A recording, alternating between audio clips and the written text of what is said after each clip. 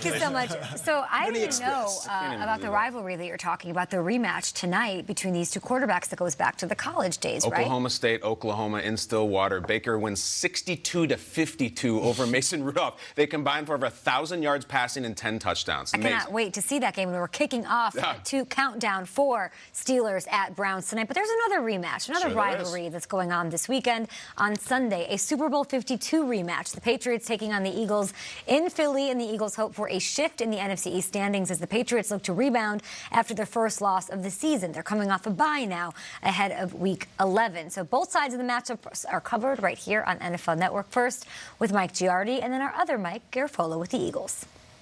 Thank you, Kay. Well, you've got the Eagles and the Patriots both coming off a bye, which means we're going to see wrinkles for both teams on both sides of the ball. For the Eagles passing game, they've got to figure out a way to become more efficient than they have been through the first half of the season. That probably means getting Zach Ertz the football a little bit more, but that's easier said than done because defenses have paid plenty of attention to Ertz this season. In fact, Ertz said on Wednesday he had never seen as much double coverage as he did earlier this season against the Detroit Lions. Well, why is that pertinent now? Because Matt Patricia was the defensive coordinator under Bill Belichick when these teams faced each other in the Super Bowl a couple of years ago. So Ertz and the Eagles expect plenty of attention from Belichick and the New England defense toward number 86. That means a lot of double teams and some other things to make sure that he stays contained. Well, what does that mean?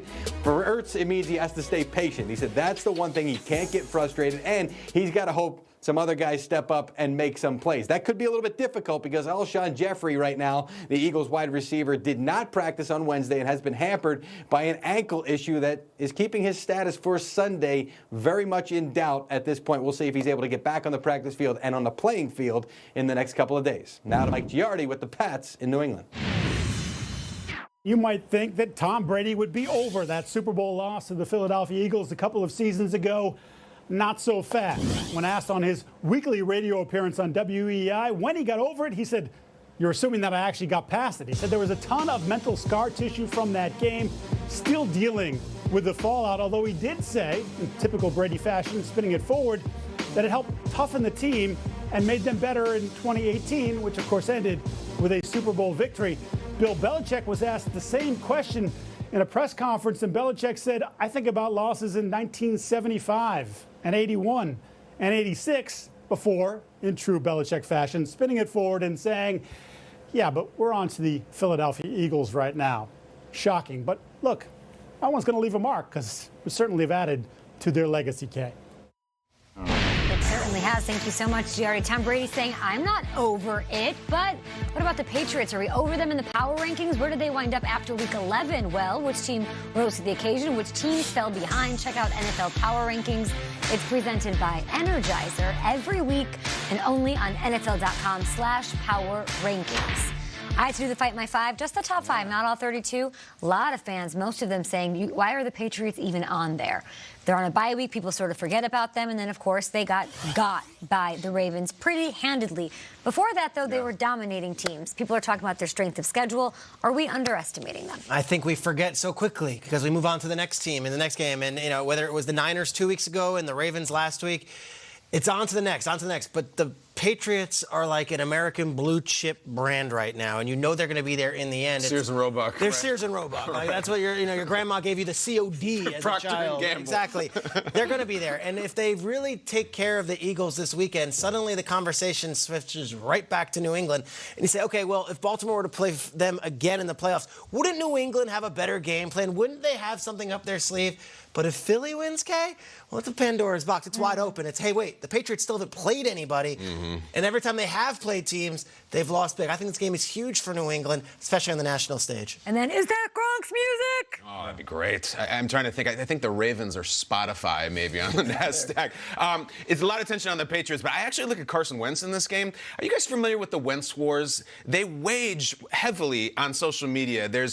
He has too many apologists. He has too many critics. He's constantly compared to Dak. I just look at this game, how's he supposed to beat this mighty Bill Belichick team and Tom Brady? Nick Foles did. Nick Foles did. The reason Nick Foles has a statue that Carson Wentz walks by on his way to work every day is because he beat this team. Never seen Brady before. I think this is big for Carson Wentz and a huge chapter in the Wentz wars. Yeah, be careful judging. Be careful judging an animal when he's wounded. Let them lick their wounds and then see how they are at full strength. They took an L. They got punched in the mouth. They tasted their own blood. But I hit up Hammer. I said, "Hey, yo, give me some numbers from last year because I know how the Patriots go after they take an L." What did Hammer he give was you? like, you know what? After they lost to the Lions and the Jags, they went on a 5-game win streak. And in that win streak, they beat the Chiefs, the Colts, the Packers, and the Bears. And then late in the season, they lost to Miami, won another 5 on their way to a Super Bowl. So I get that we're all judging the Patriots because that was a terrible loss. And the Ravens smacked them up. They did. But I know that they'll recover. They're some of the best in the league ever, historically, at correcting after a loss. And they're coming off a bye, so they've got lots of time to prepare for this one, a huge one, in Week 11.